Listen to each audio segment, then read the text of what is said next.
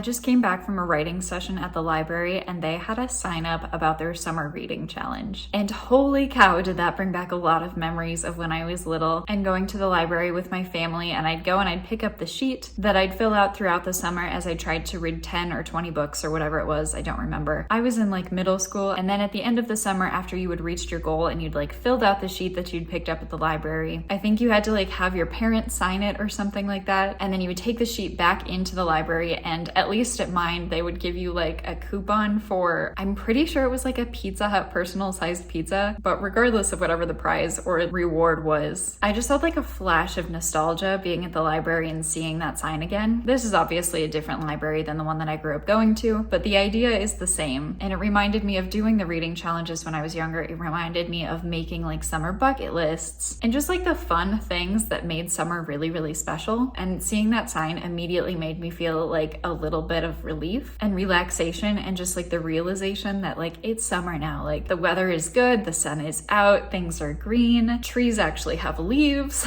And I just got such a strong wave of wanting to read. And then I was thinking about like, well, why don't I just do a reading challenge? Like, why don't I just make myself a sheet that I can fill out, set a goal of like 10 books, make a sheet that I can color in when I finish reading my books, and then like give myself a prize at the end of it or at the end of each book. And I think that's such a fun idea. So that's the gist of what we're doing in this video. I couldn't even tell you guys when the last time I did a summer reading challenge was. Again, it was probably like in middle school, and I want to bring back some of that nostalgia, so I'm going to be doing a reading challenge for myself this summer. All right, so I just made, and by made I mean I super minorly altered a Canva template and then printed out summer reading challenge templates with columns for the book and author name, start and finish dates, the genre, and then if you want to give it a star rating, which for me is going to be the coloring component. And then there's also a version for 15 books and a version for 20 books. So whatever your summer reading goal might be, these will be linked down in the description box below. It's free. This took me like 5 minutes, but the link will be in the description box below if you guys want to download and print out one of these for yourselves. I think I'm going to be using the 10 book one just because I have been in a reading slump for like a year and a half or 2 years at this point. Made the decision, I think it was almost 3 years ago now, to start freelance book editing. And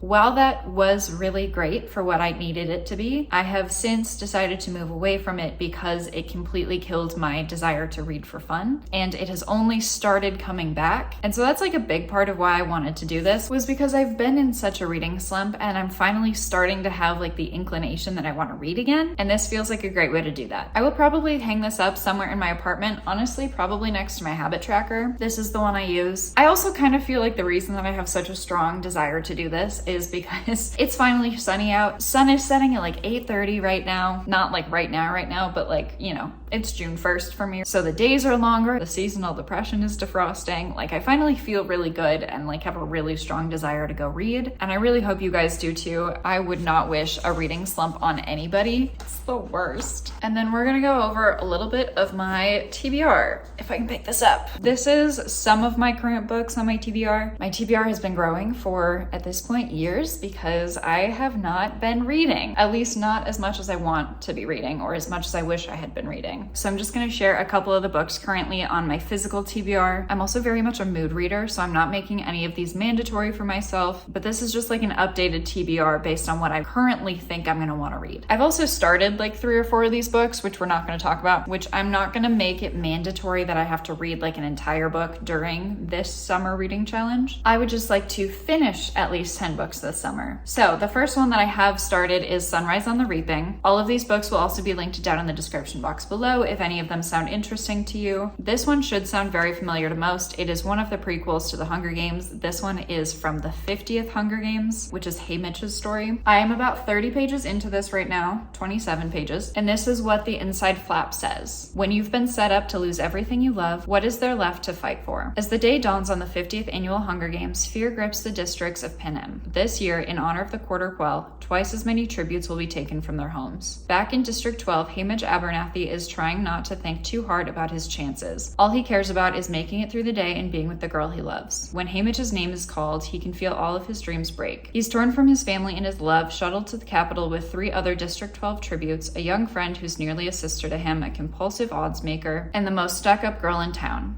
As the games begin, Haymitch understands he's been set up to fail, but there's something in him that wants to fight, and have that fight reverberate far beyond the deadly arena. I have heard such amazing hype about this book, and I have seen like TikToks and reels of people crying after they finish it, and that gets me so excited to read this. Next book on the TBR is Iron Flame. I am halfway through this book. I read Fourth Wing. I thought Fourth Wing was really fun. I also have the third book if I finish this one and decide I want to continue on with the series. If you have somehow not heard about the Fourth Wing series, it's basically a dragon war college. There's dragons in it. That's all I needed to know to pick up the series. On the dragon note, we have Scales of Ash and Smoke. This book is a clean YA, also a friend of mine on Instagram. Emily Schneider, the author, lives in Minnesota, which is where I'm from. I have not yet met her, but I really want to. And the back of this book reads, she lived her whole life enslaved to the dragon, but now she's one of them. 17-year-old Kaida, a human, has spent her entire life enslaved by the dragons who slaughtered half the human population 1,000 years ago. She is forced to serve her ruthless master, Eklos, until one deadly summer day when the Prince of Alasia saves her life. Prince Terran steals her away to the royal palace, shocking Kaida when he reveals that she is Mutator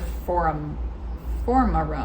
I don't know what that means. He promises her safety, but when they uncover a dangerous conspiracy to rid Alasia of the royal family, she begins to question how safe she truly is. And when desire blooms between Kaida and Terran, in the midst of fighting for their lives, she must choose whether to save the very creature she swore to hate or allow him to perish and destroy her heart. This is the first book in a completed trilogy. If I like this book, I will read the others. The next book on my TBR is Fractal Noise by Christopher Paolini. I picked this book up when I went to his signing like a year and a half ago. Got the book signed. Really happy about that. It's set in the same world as To Sleep in a Sea of Stars, which is one of his other books, but I have also not yet read that book. And the inside flap for this book reads, in the silence of space, a beacon calls. July 25, 2020, 34, the crew of the Adamura discovers the anomaly. On the seemingly uninhabited planet Talos 7, a circular pit 50 kilometers wide. Its curve not of nature but design. Now a small team must land and journey on foot across the surface to learn who built the hole and why. But they all carry the burdens of lives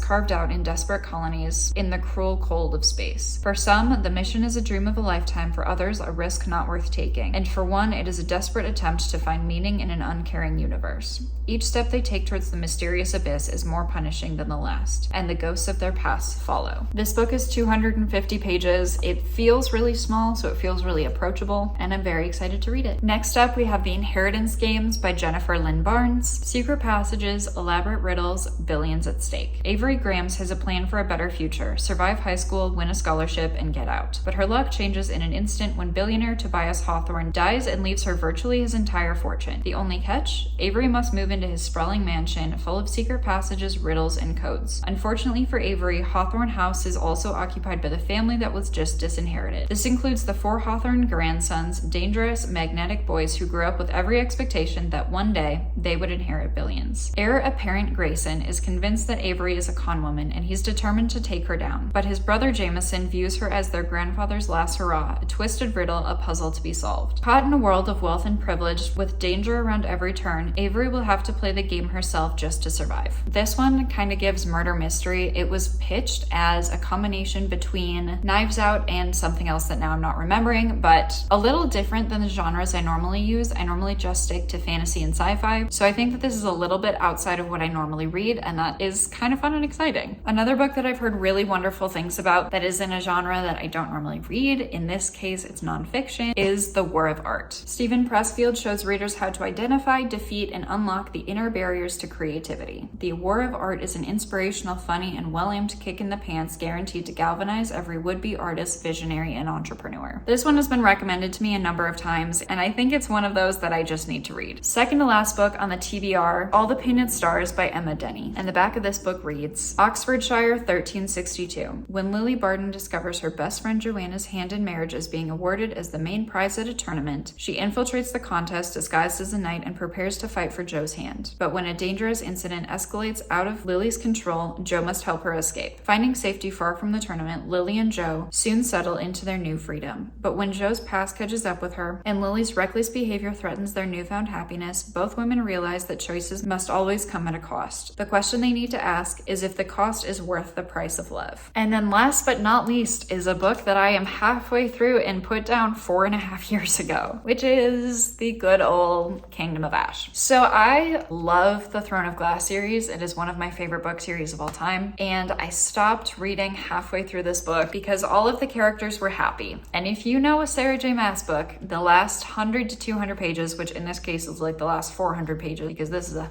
thick book. Yeah, this book is almost 1,000 pages long, but the last like 150, 200 pages of any Sarah J. Maas book are chaos and you cannot put the book down. So when I stopped reading this book, all of the characters were happy. Kind of my logic was, well, if I don't finish it, then the characters stay happy. This series is 8 books long. This is the last book in the series. And it's one of those things where I feel like now that it's been 4.5 years, I might have enough distance that I don't want to finish this book, but I still do because I still want to finish the series. But then the other part of my brain is like, well, you should just like fully lean into it and go back and read the other 7 books before you finish this one. So I don't know what I'm going to do with that yet, but that is my TBR. That is the summer reading challenge. I hope you guys choose to do something like this for yourselves. The link to the Canva template will be down in the description box below if you guys want to print it out. Again, there's templates for 10 books, 15 books, and 20 books. I wish you guys the best on your summer reading. Thank you guys so much for watching this video. I'm Sara Lubratt. Like and subscribe if you have not already. I really appreciate it. It helps tell the YouTube algorithm that you liked this video and that somebody else might too. Good luck and happy reading.